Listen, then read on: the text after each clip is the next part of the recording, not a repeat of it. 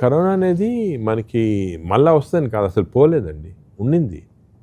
కానీ మోడిఫైడ్ ఫామ్లో ఉంది. ఇప్పుడు ఇంతకుముందు ఒమిక్రాన్ అంటాం కదా, కరోనా లాస్ట్ స్పీస్ ఒమిక్రాన్ అనేది మళ్ళా ఫర్దర్గా మ్యూటేట్ అయిపోయి JN1 వైరస్ అని వచ్చింది. ఇప్పుడు సింగపూర్ మన JN1 కూడా లేదు, యాక్చువల్లీ మనకి JN1 లేదు, LP అని వేరే వెరైటీ ఉంది. ఓకేనండి. ఈ JN1 LP ఇవన్నీ కూడా కరోనా వైరస్ నుంచి మోడిఫై అని వచ్చే వైరసెస్.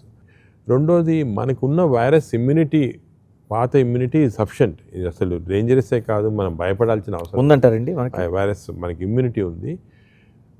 ఓన్లీ క్వశ్చన్ ఇది, ఇప్పుడు గవర్నమెంట్ మనం ఏం చేయాలంటే whether other booster dose vaccine అవసరమా లేదా అని చూడాలి.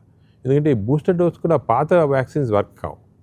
ఒమిక్రాన్ పైన అంటే వర్క్ చేసిండి, అసలు మనకి వ్యాక్సిన్ వేశారు, బూస్టర్స్ వేశారు, అంటే మనకి వర్క్ చేసింది కాబట్టి మనకి అంత మార్బిలిటీ మార్టాలిటీ కాలేదు.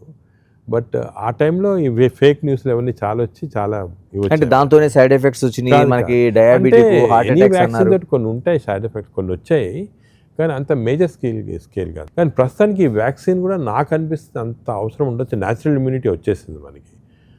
ఓన్లీ థింగ్ ప్రికాషన్ ఏమంటే మరీ చాలా ఓల్డ్ పీపుల్, ఇమ్యూనిటీ తక్కువ ఉన్న వాళ్ళు క్రౌడెడ్ ప్లేసెస్కి వెళ్తే, అంటే ప్లేన్స్లో వెళ్తే, ట్రైన్స్లో వెళ్తే, బస్సెస్లో వెళ్తే, ఆర్ ఇటువంటి హాస్పిటల్స్కి వస్తే అప్పుడు మాస్క్ వేసుకుంటే బెటర్, అంతే. That's only precaution.